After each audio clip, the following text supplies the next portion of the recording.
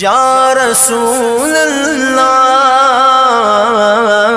یا حبیب اللہ.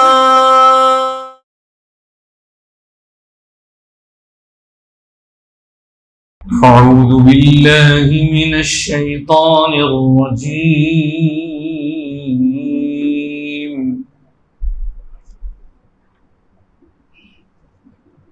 بسم اللہ الرحمن الرحیم.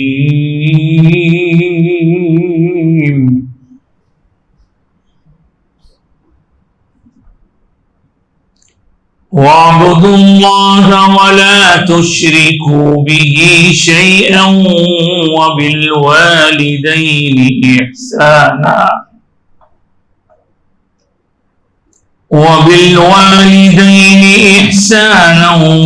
وَبِذِي الْقُرْبَى وَالْيَتَامَى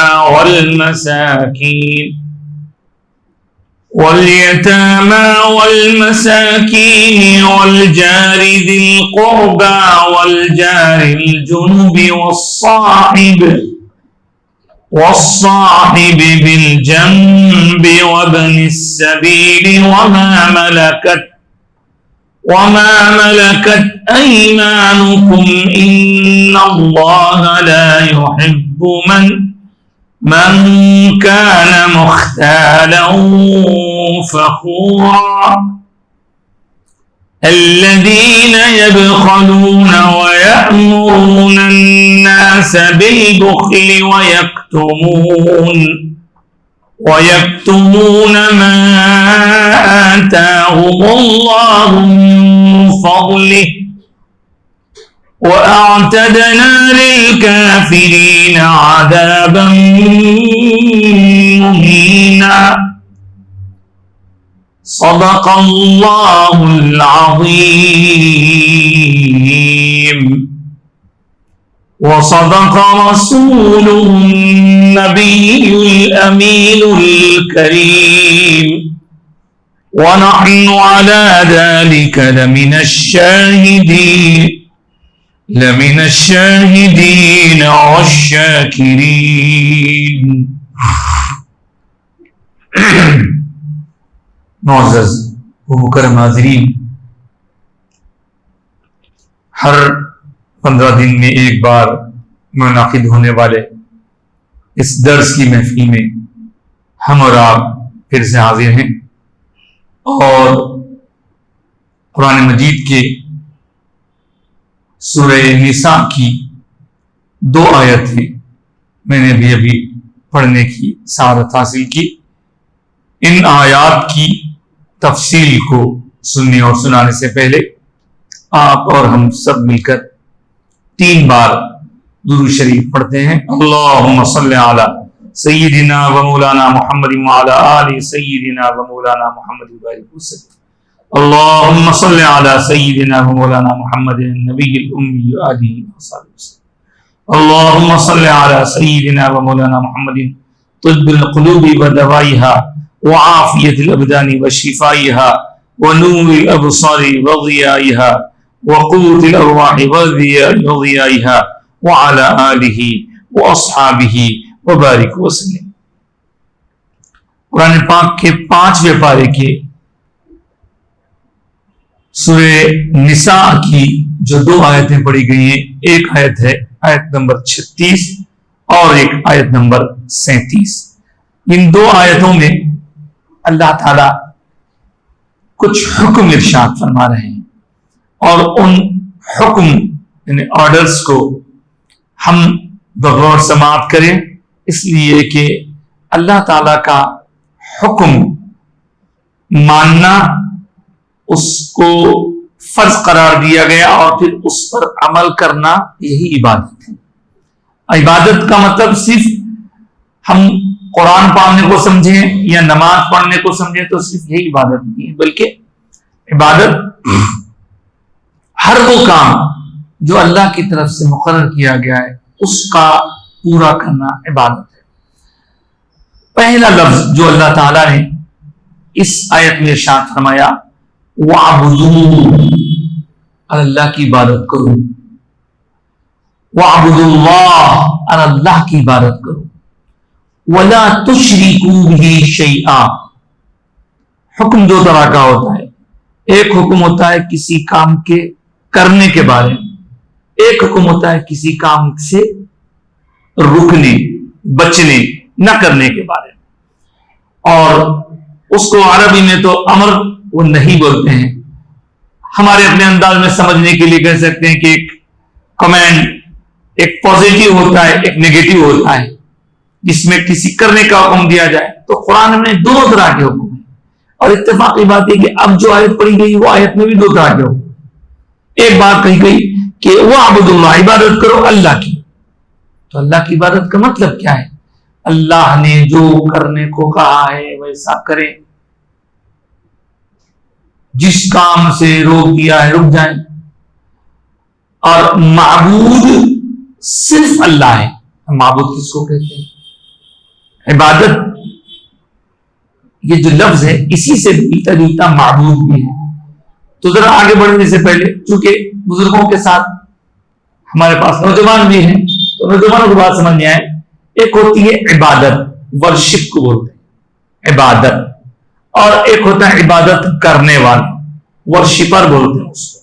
عبادت, عبادت کرنے والا. جو عبادت کرنے والا ہے اس کو عابد بولتے ہیں. عابد, عبادت کرنے والا, عابد.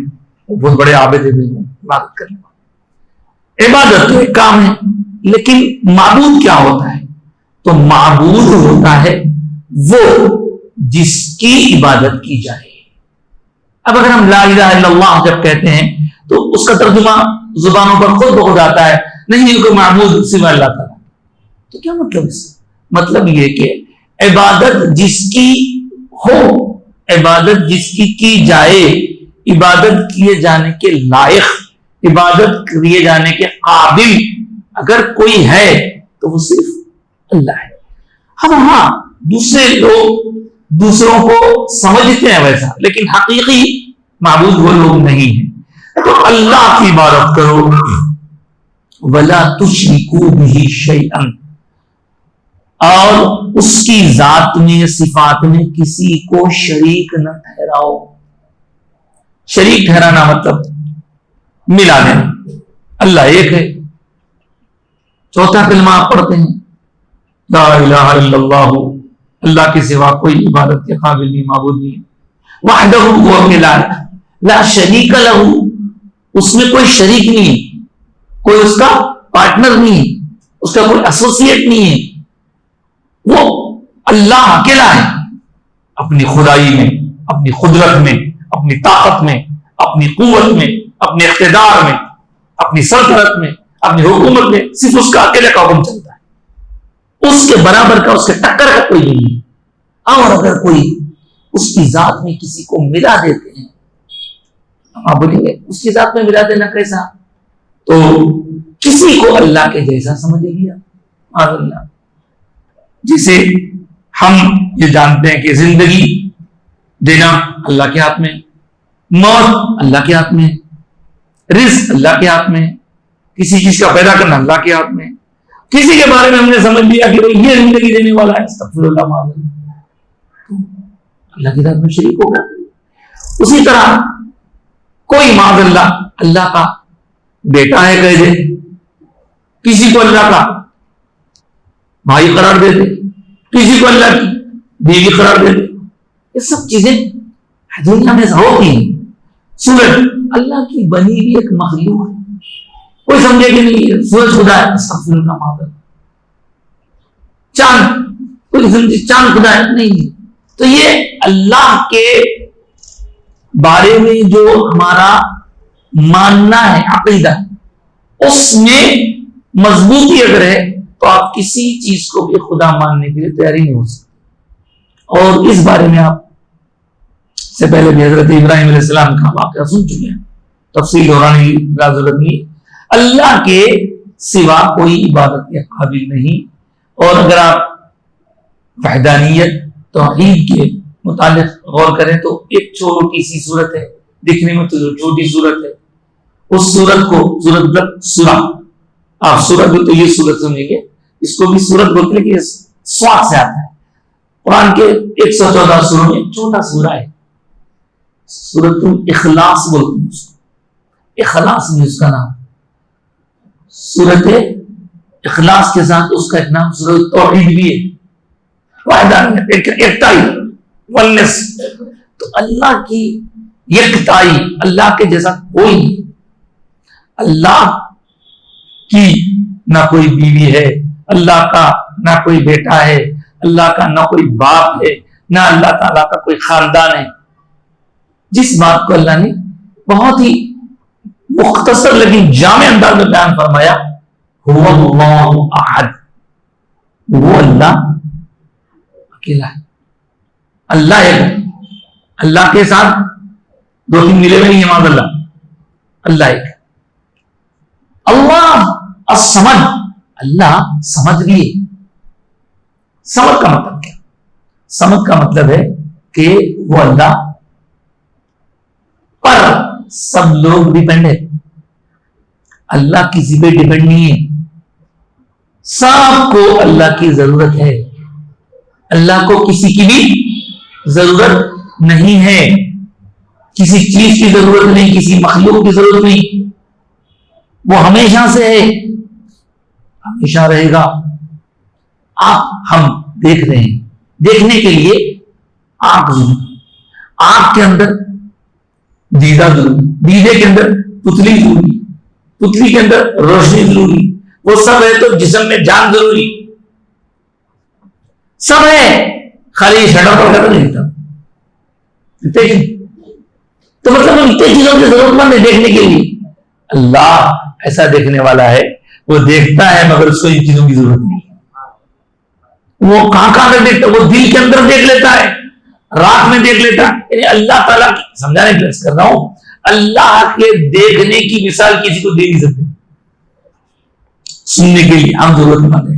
اسی طرح اللہ تعالیٰ کے بارے میں یہ عقیدہ ہم کو رکھنا ضروری ہے کہ اللہ بے نیاز، کسی کا محتاج نہیں، کسی کی ضرورت نہیں۔ آپ ہم جو عبادت کرتے ہیں تو کیا ہمارے عبادت کرنے سے اللہ کا وہ اللہ ہے موجود؟ آپ ہم نہیں تھے تو بھی اللہ، ہمارے رہنے میرنے سے کچھ ہونے والا نہیں ہے، اور ہماری عبادت کرنے سے اللہ کا کچھ فائدہ ہونے والا نہیں ہے۔ تو ہم کو عبادت کرنے کا جو حکم دیا گیا ہے، ہم اس حکم کی تعمیل کرنا ہے، فائدہ اس سے خود ہمارا اپنا ہے۔ اس کے ساتھ ساتھ یہ بھی یاد رکھیے کہ وہ تو کسی کا ضرورت مند نہیں ہے، مگر جتنی مخلوقات نا کائنات ہے پوری، زمین آسمان پیڑ پودے پتے چرند پرند جنات انسان، وہ سب کچھ اس پر ڈیپینڈ ہے۔ اگر وہ نظام قدرت کو ایک لمحے کے لیے بدل دے تو آپ جانتے ہیں زلزلہ گھنٹوں کا نہیں رہتا، سیکنڈوں کا ہوگا، طوفان۔ ایسی ذات کے بارے میں جو ہم نبیوں کے واقعات سنتے ہیں، ان کی امتوں پر آئے، کوئی زیادہ دیر ایک سیکنڈ چاہیے، سیکنڈ میں فیصلہ کھاتا سب، اللہ بچائے۔ تو اللہ تعالیٰ کی سب کو ضرورت ہے، لیکن اللہ کو کسی کی بھی ضرورت نہیں ہے، اور اس کی ذات میں کوئی شریک نہیں ہے۔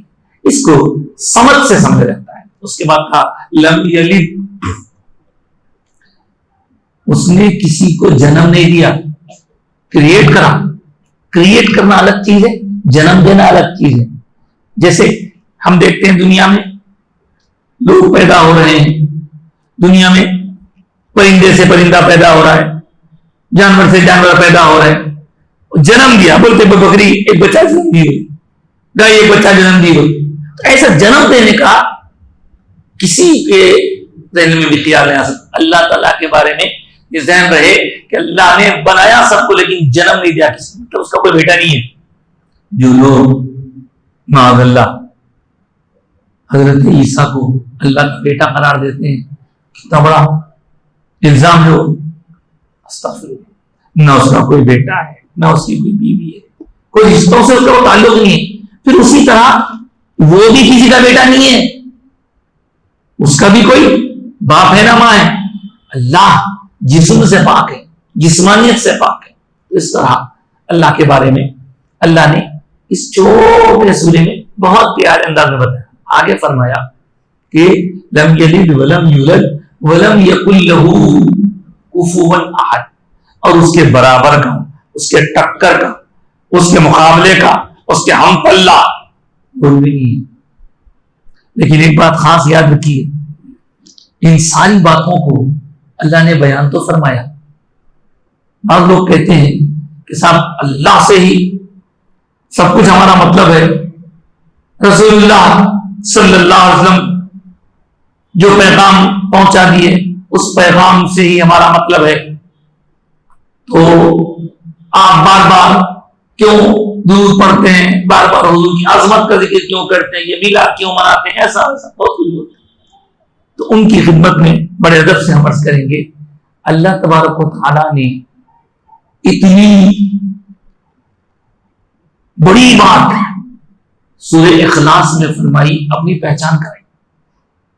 اللہ ایک اکیلا ہے, اللہ بے نیاز ہے, اللہ کسی کو جنم نہیں دیا, اللہ کسی سے جنم نہیں دیا, اللہ کے برابر کا کوئی ٹکر کا. اتنی بہترین تفصیل ہے, لیکن اس تفصیل کو خود اپنے زبان میں بھی اللہ بیان فرما سکتا تھا, پر اس نے یہ نہیں کہا کہ میں, بلکہ جب فرمایا اپنی شان بیان فرمائی, اپنی عظمت بیان فرمائی, تو اپنے حبیب سے فرمایا قل اے حبیب آپ فرمائیے, میری شان آپ بیان فرمائیے. جو آپ کے فرمانے پر جیسا آپ نے فرمایا ہے ویسا مجھے مانے گا تو اس کا ماننا میرے پاس ایکسیپٹیبل رہے گا. اس طرح حضور اکرم صلی اللہ علیہ وسلم ہمارے اور اللہ کے بیچ میں ذریعہ ہے. جو ملا ہم کو حضور سے ملا, جو ملا حضور سے, رمضان ملا, قرآن ملا, تو سرکار دو عالم صلی اللہ علیہ وسلم کی عظمت سے کوئی انکار نہیں کر سکتا. ہاں اللہ کے بعد رسول پاک صلی اللہ علیہ وسلم کی جو شان ہے اس کو بیان کرتے ہوئے ہم یہی کہیں گے, ہمارے آقا ساری کائنات میں سب سے اونچے مرتبے والے ہیں, اللہ نے بنایا ہے, لیکن وہ اللہ کے بندے اور اس کے رسول ہیں. یہ بات بندے اور رسول, حضور کی شان بیان کی جائے گی, حضور کی عظمت بیان کی جائے گی, حضور کی تعریف بیان کی جائے گی, حضور کی نعتیں پڑھی جائیں گی, حضور کے بارے میں ہم اطاعت کریں گے, جی جان سے چاہیں گے, دنیا میں سب سے زیادہ محبت سرکار سے کریں گے. اور سرکار دو عالم صلی اللہ علیہ وسلم نے ہمیں کیا سکھایا؟ لوگوں دیکھو دنیا میں کیا ہوتا ہے, کہیں کوئی چیز کسی کے پاس طاقت آ جاتی ہے تو وہ طاقت کی بنیاد پر اپنے آپ کو بڑا سمجھنے لگتا ہے, اور دیکھنے والے بھی اس کو سمجھتے ہیں اس کے پاس اتنی بڑی طاقت ہے تو لہٰذا یہ طاقت والا ہے تو یہ اللہ خدا ہوگا. تو حضور نے یہ درس دیا, لوگوں دیکھو میرے پاس کتنی بڑی طاقت ہے, میں اشارہ کرتا ہوں تو چاند دو ٹکڑے ہو جاتے ہیں, میں اشارہ کرتا ہوں تو سورج پلٹ کے آتا ہے, میں بلاتا ہوں تو درخت میرے پاس آتے ہیں, اتنا میرے پاس پاور ہے, اتنی طاقت ہے, میرے پاس اتنی قوت ہے.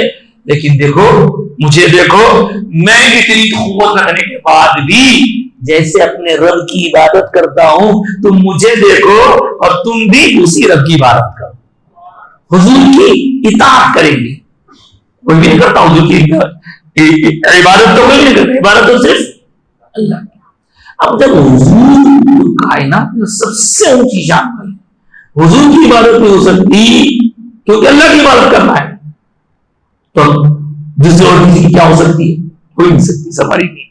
تو یہاں یہ بات معلوم ہوئی کہ اللہ کی ذات میں کوئی شریک ٹھہرانا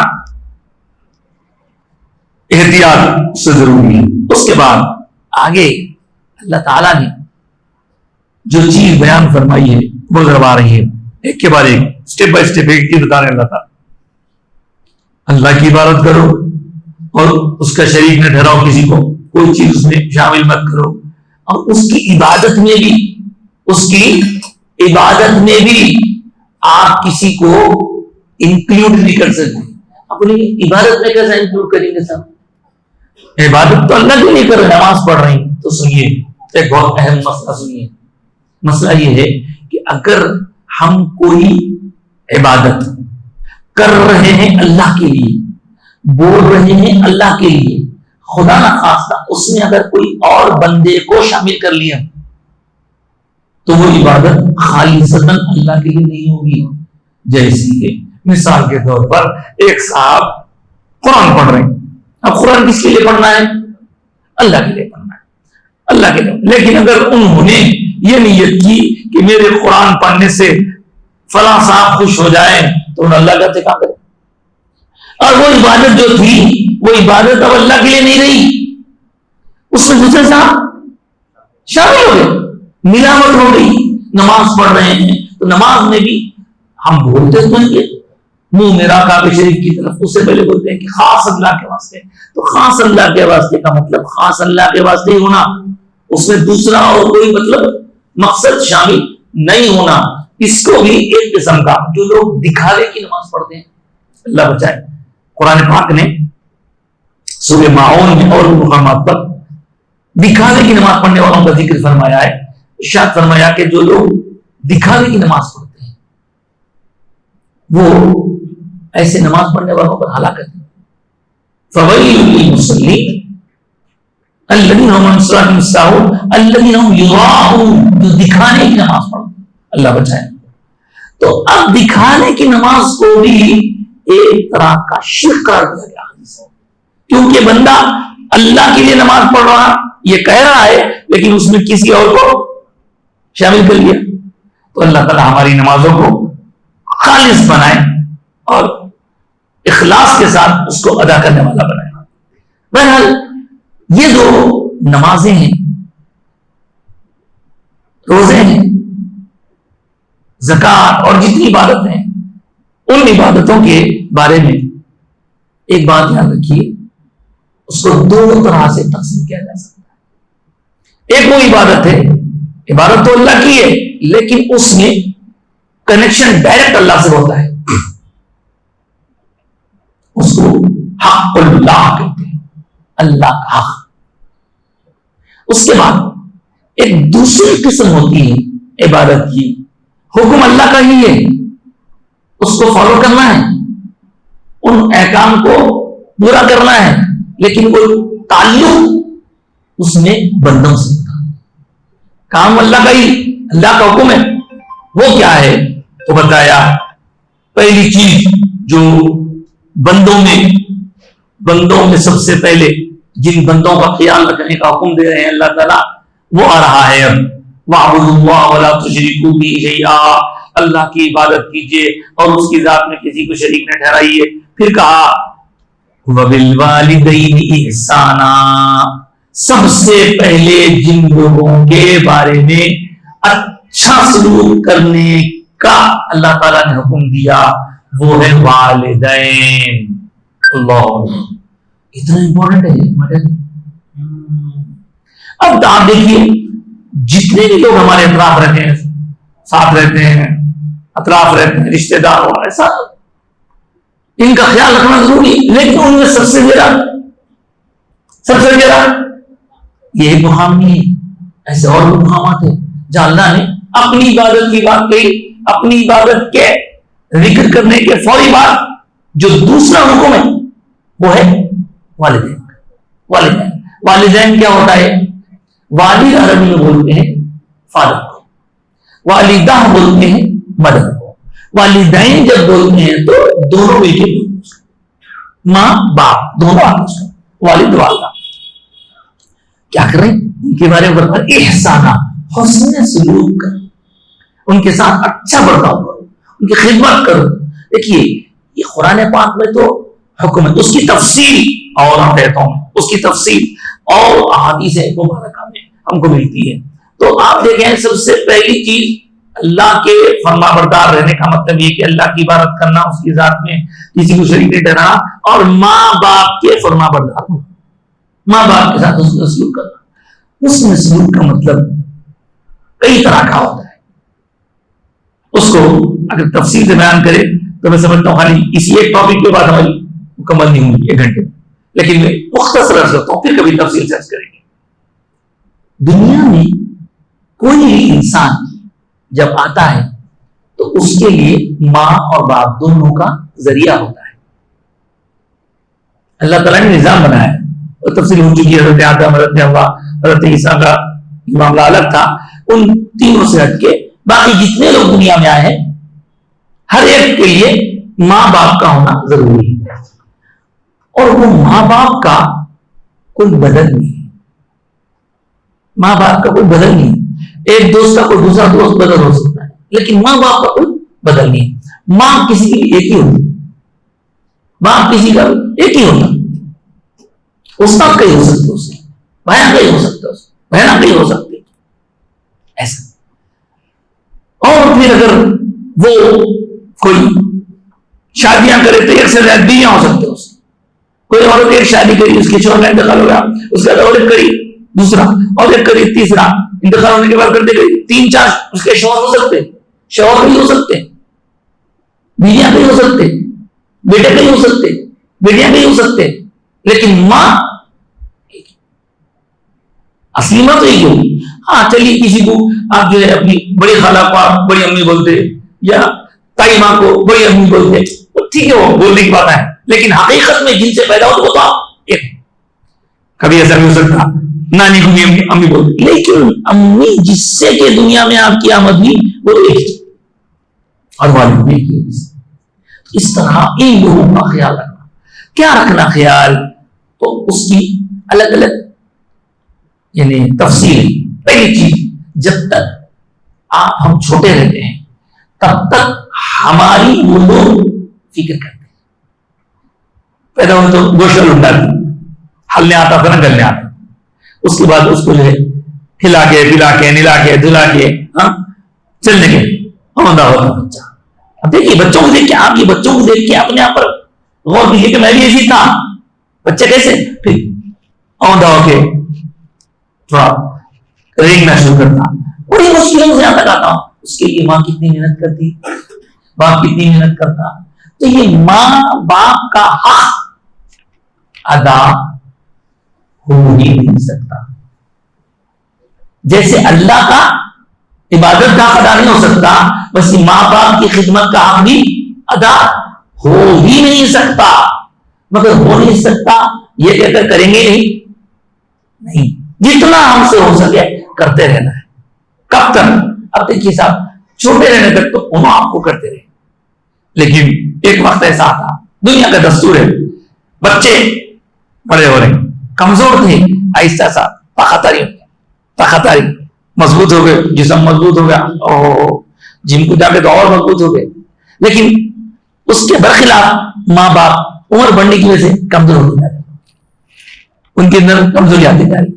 اب ایک وقت ایسا آتا ہے کہ آپ کو وہ لوگ کیئر کرتے تھے، اب آپ ان کو کیئر کریں. بیٹی ہو یا بیٹا ہو، کوئی نہیں، اس کا ذمہ داری ہے. ماں باپ کیسے کیئر کریں؟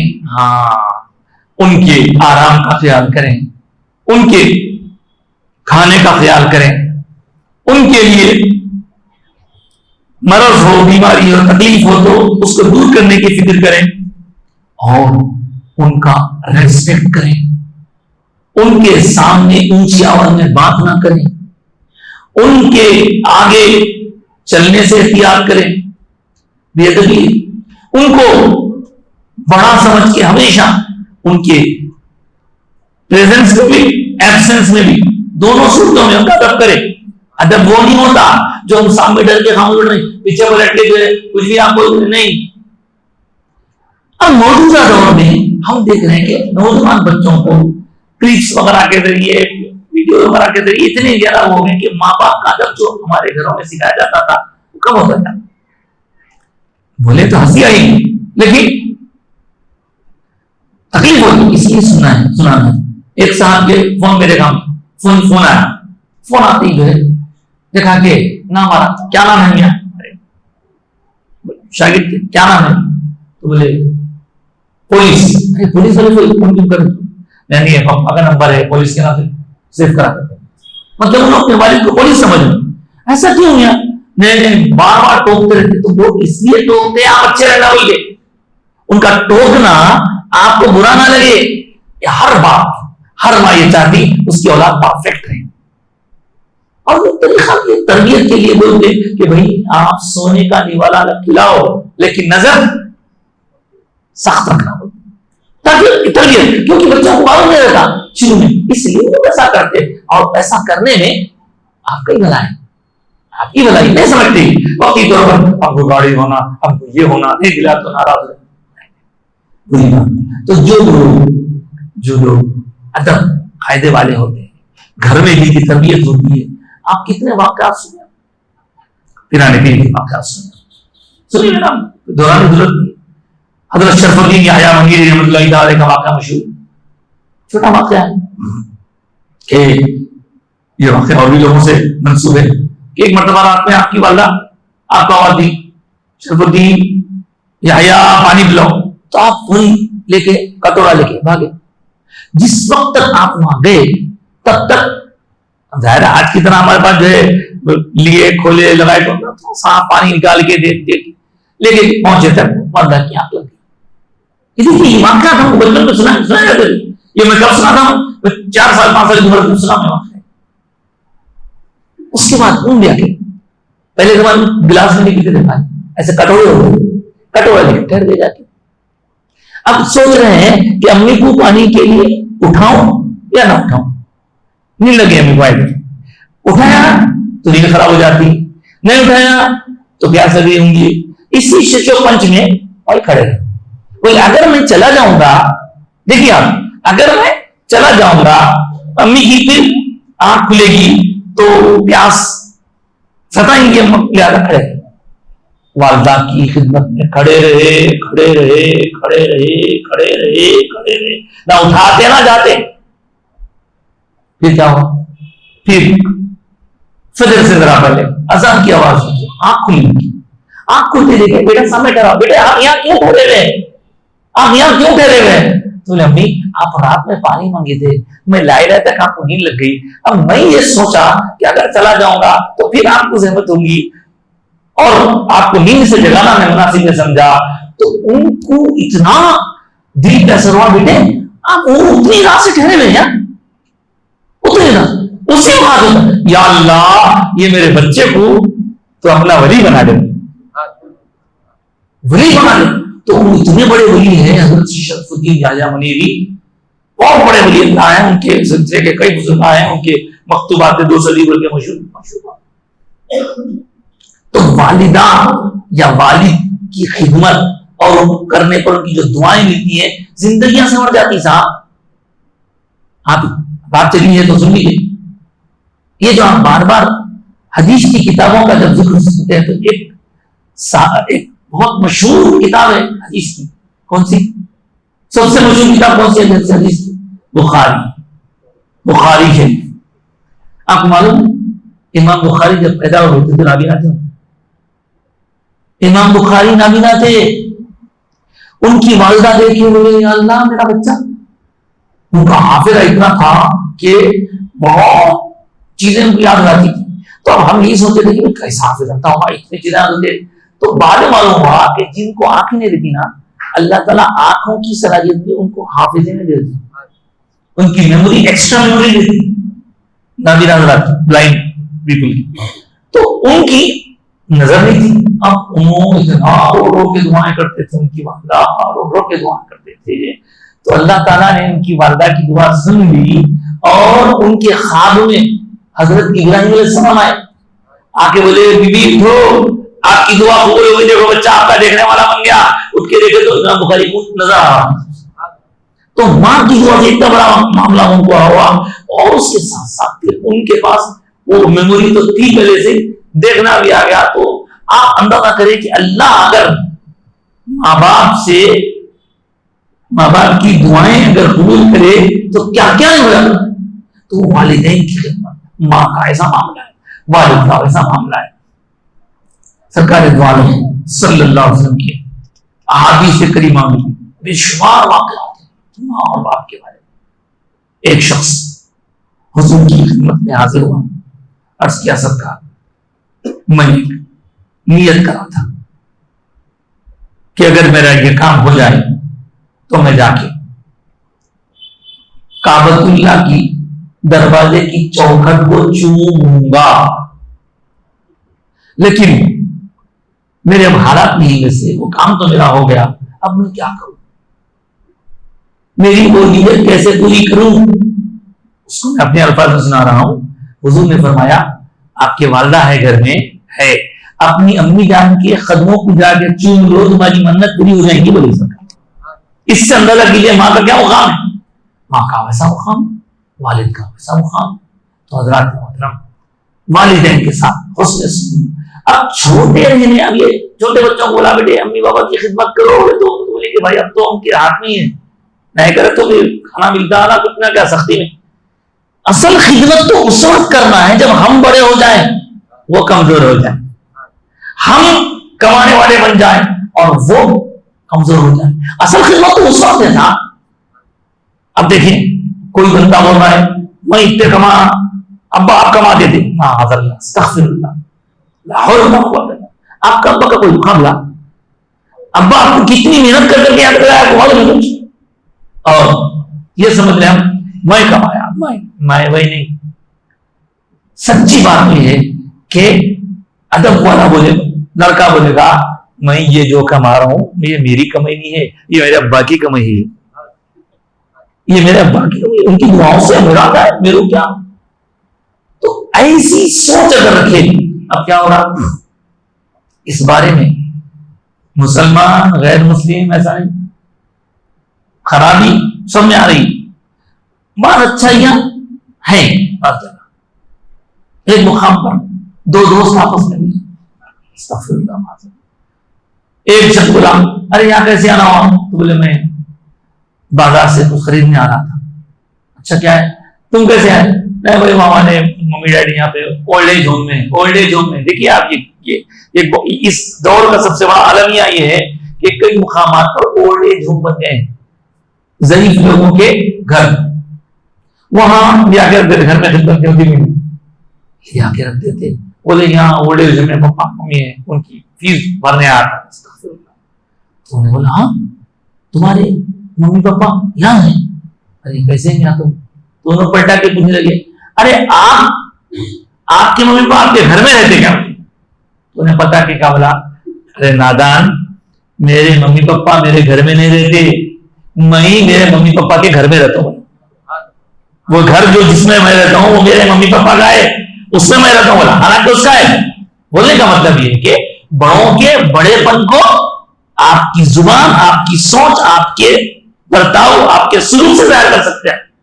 तो हमारे मुआशरे में ये जो खराबी फैलती जा रही है, हमारा ये कल्चर नहीं है। सब माँ बाप के साथ बहस कर रहे हैं, माँ बाप के साथ बदसलूकी कर रहे हैं। नहीं, हमारा कल्चर ये है, हमारा दीन हमको सिखाता कि माँ बाप की खिदमत करे, और खास तौर से अच्छा फिर क्या होता है, कभी कभी नौजवान भी यहाँ पे बता देते हैं, कभी कभी क्या होता है उम्र बढ़ने की वजह से तो मिजाज में चिड़चिड़ा होता है, कोई भी बात पे जल्दी नाराज हो जाते।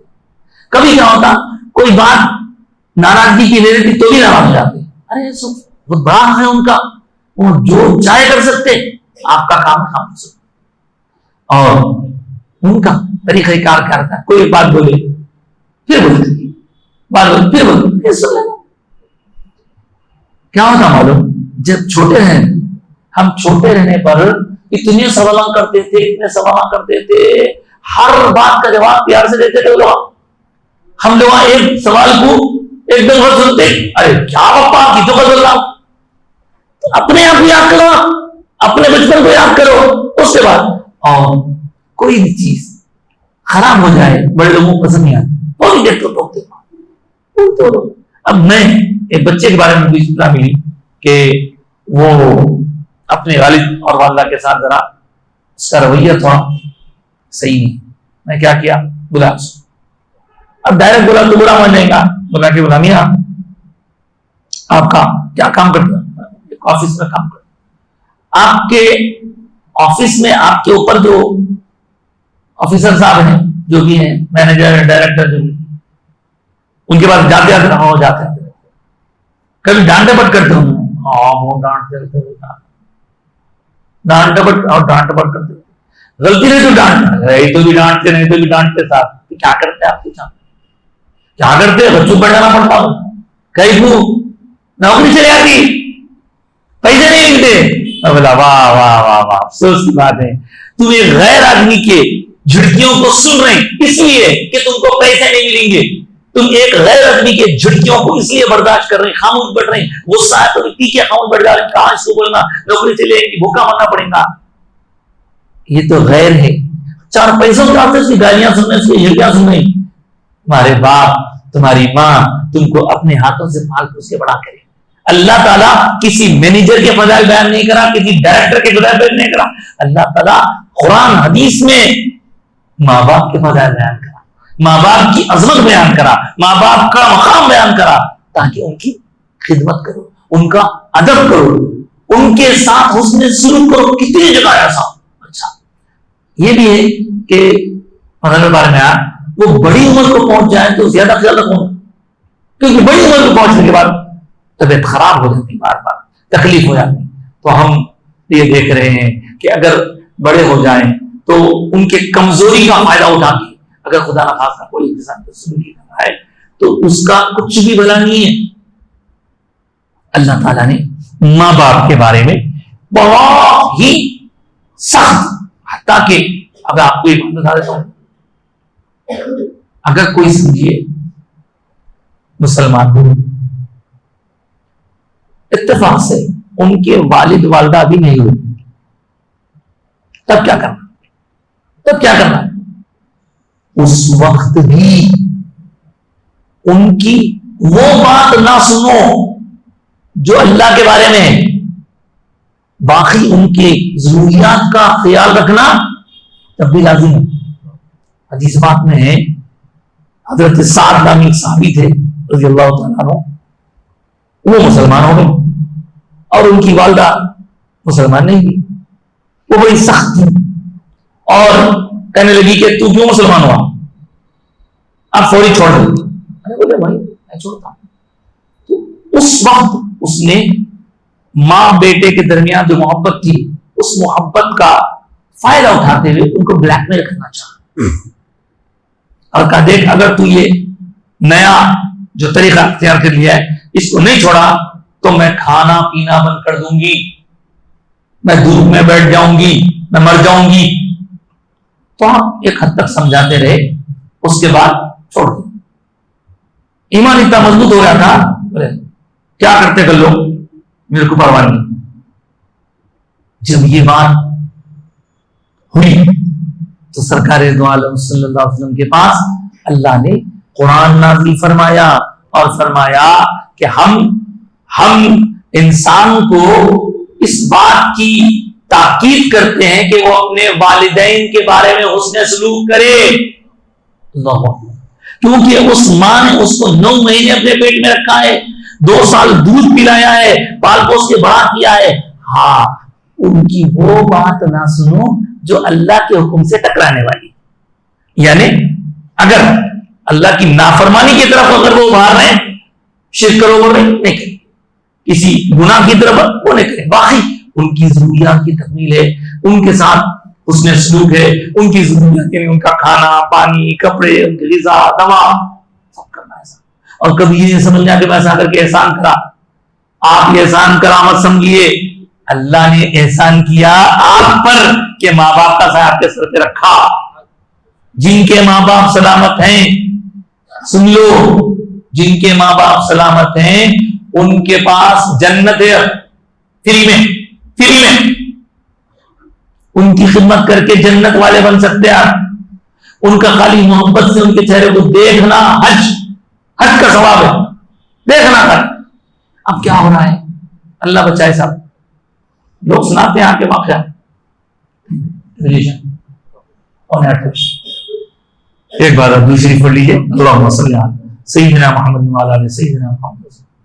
کیا ہو رہا ہے، شادی ہو گیا آپ کی بہو بیگم کو، کبھی بہو کی طرف سے ہوتا کبھی نہیں ہوا تو جو ہے بدنامی ہوتے، تو یہ جمتی نہیں۔ تو آپ دیکھیے کبھی بھی یاد رکھیے، آپ مرد ہیں تو آپ اپنی بیوی کے ساتھ اہلیہ کے ساتھ یہ ایگریمنٹ کر لیجیے، دیکھو بھائی آج سے یہ میرے ماں باپ آپ کے ماں باپ، آپ کے ماں باپ میرے ماں باپ، آپ اگر وہ بچی کے ماں باپ کو برا بھلا بولیں گے تو اس کو برا لگے گا، اور آپ ان کی خدمت کرو، اچھے سے ملتے رہو اور ایک دوسرے کے ساتھ محبت خلوص کے ساتھ رہیں گے۔ ان کی دعائیں صاحب پہلے زمانے میں گھر میں بزرگ رہتے تھے نا، نانا نانی دادا دادی، اس کی وجہ سے بچوں کی تربیت صحیح ہوتی تھی، لیکن اب کیا ہو گیا، اب حالت یہ ہو گئی ہے کہ کوئی بولنے والا نہیں، کوئی ٹوکنے والا نہیں۔ تو بہرحال ایک بات آخری بات اس سلسلے میں کہہ کے آگے بڑھتا ہوں، سرکار پاک علیہ الصلوۃ والسلام نے ایک مقام پر ارشاد فرمایا کہ وہ آدمی ہلاک ہو جائے جس کو ماں یا باپ اس میں سے کوئی ایک ملے اور وہ جنت والا نہ بنے۔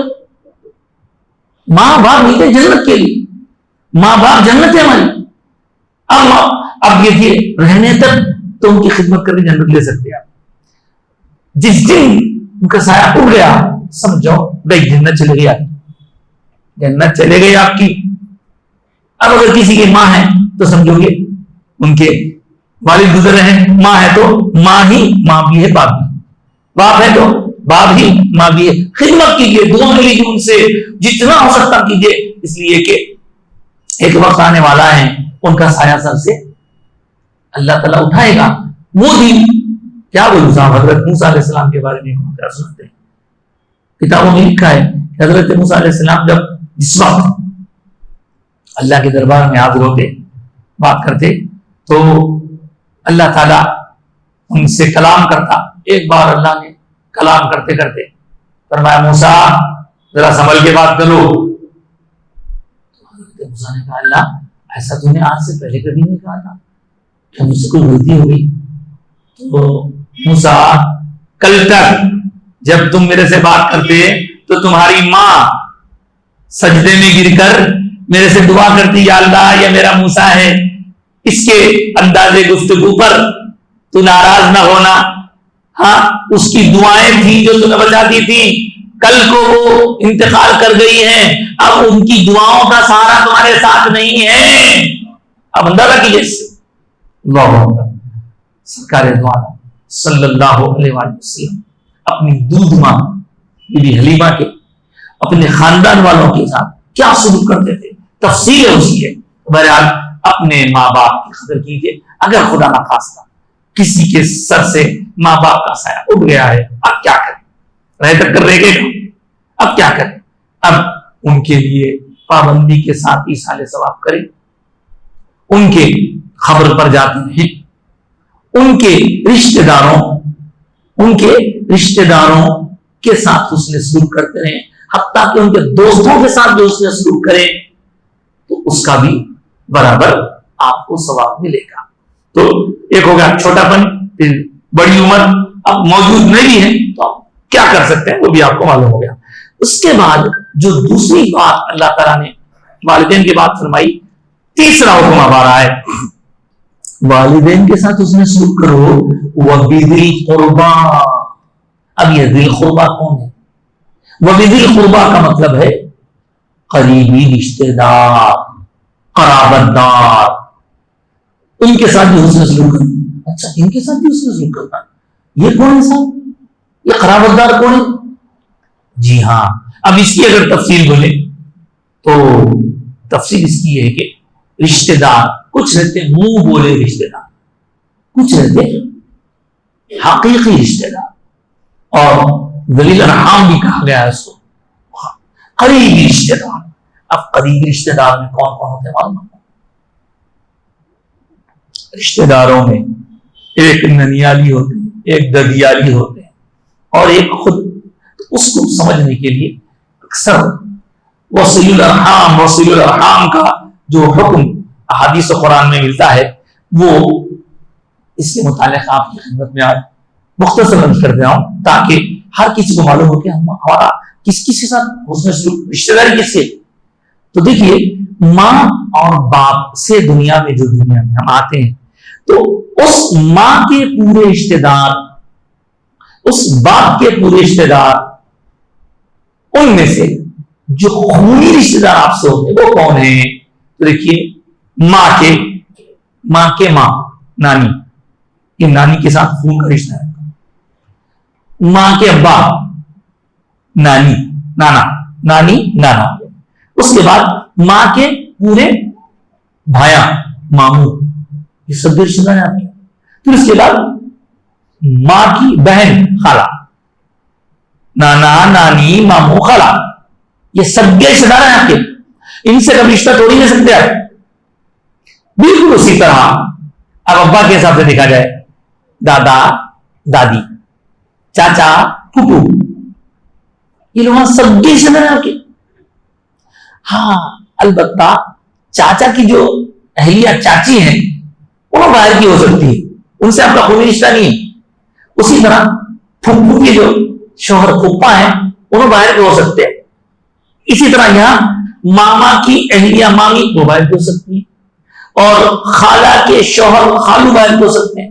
لیکن آپ سمجھتے ہیں خون رشتہ، امی کے سگے بھائی سگے بہنا، ابا کے سگے بھائی سگے بہنا، یہ ہے اصل رشتہ.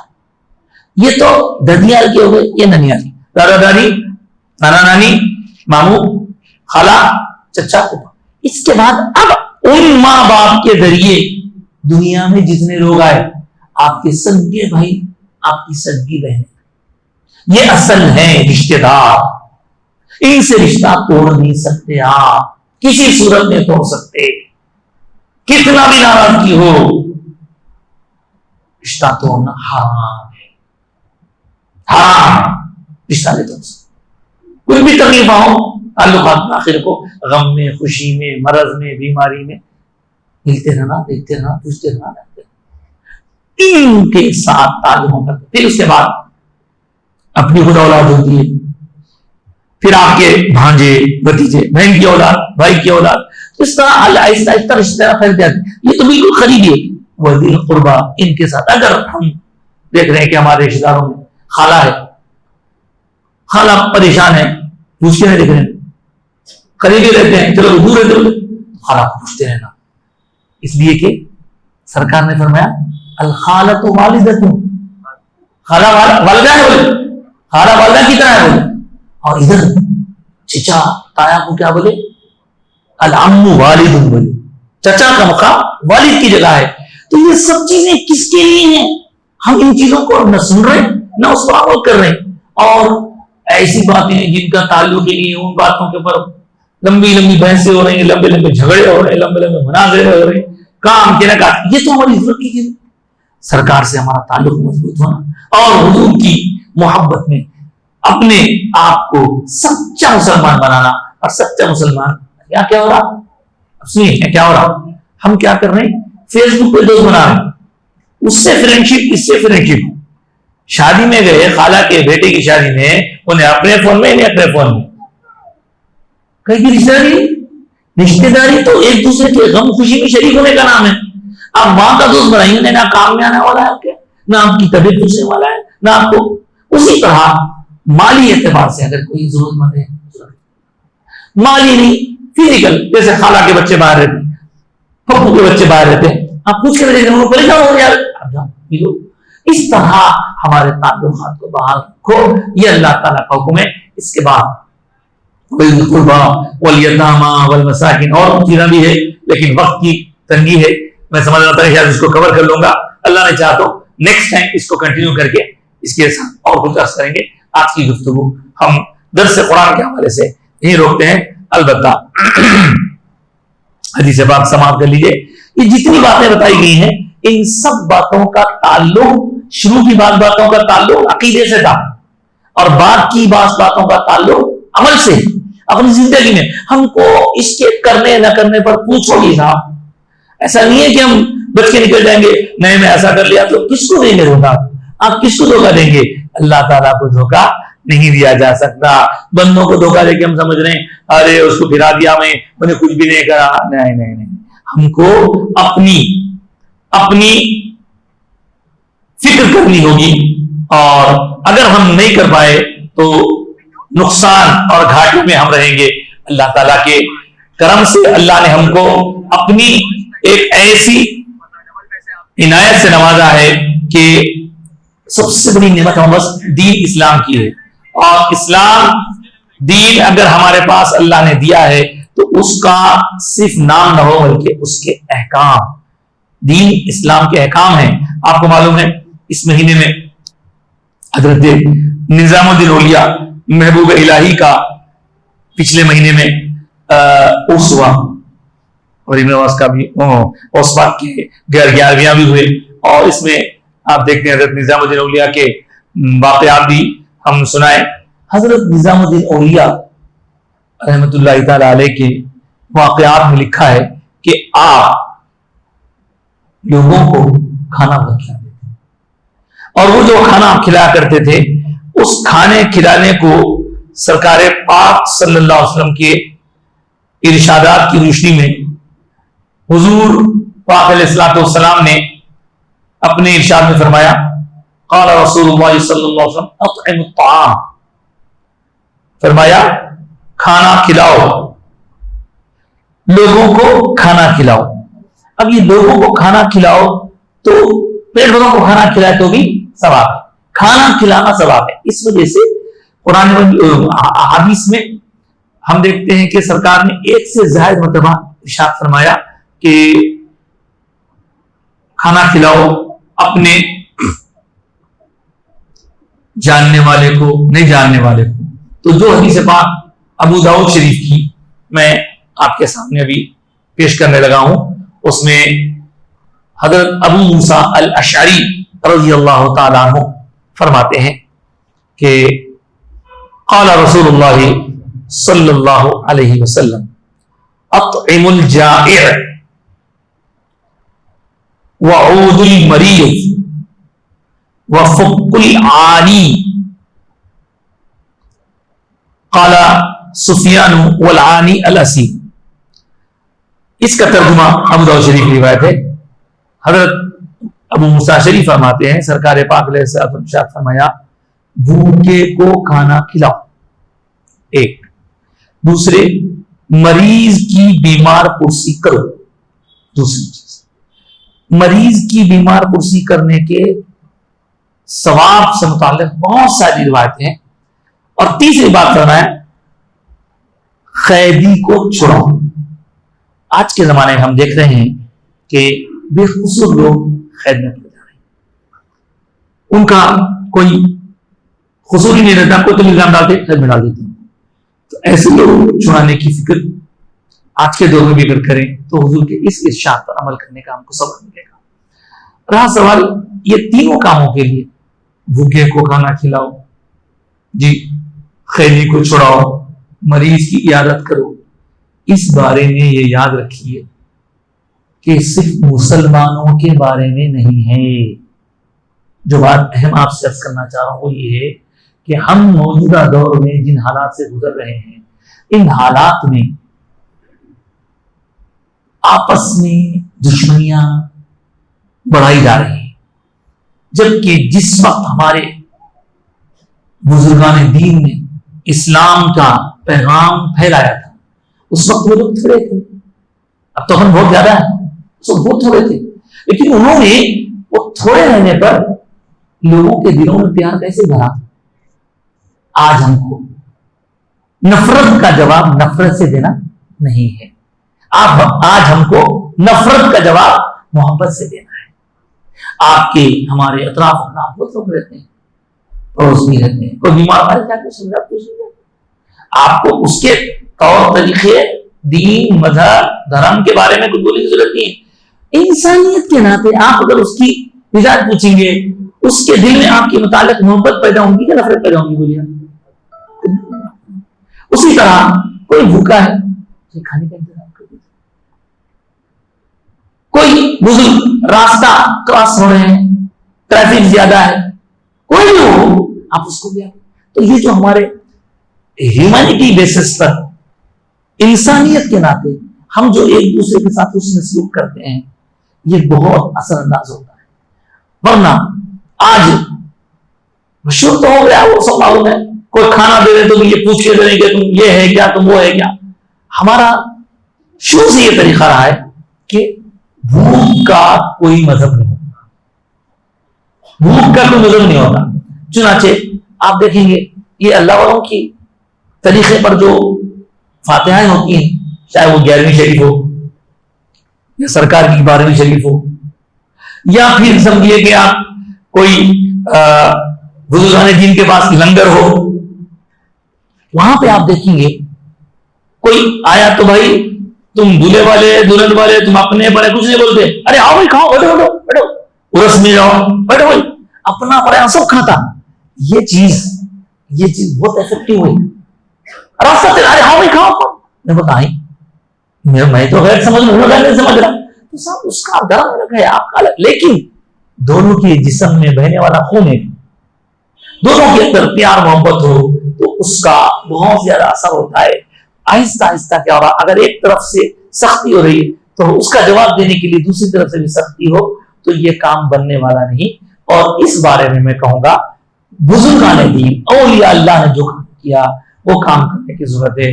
آج بھی بزرگوں کے آستانوں پہ جائیں گے آپ تو وہاں دیکھیں گے غیر بھی موجود ہیں، ان کو کوئی رکاوٹ نہیں ہے، وہ کھاتے بھی ہیں، عرس میں بھی آتے ہیں، کھلاتے بھی ہیں، کھاتے بھی ہیں، سب کچھ کرتے ہیں. تو مختصر بات یہ کہ ہمارے اطراف و کناف رہنے والے جو ہمارے مذہب سے ہٹ کے دوسرے بھایا ہیں ان کے ساتھ ہمارا رویہ نرمی کا، پیار کا، محبت کا ہو، تاکہ وہ سمجھیں کہ بھائی جو بدنام کیا جا رہا وہ صحیح ہے یا جو میرے ساتھ سلوک ہو رہا وہ صحیح ہے. خود بخود یقین آ جائیں گا اس طرح اللہ کی طرف سے جو ہمارے پاس ایک نعمت ہے اس نعمت کا صحیح بدل دیں.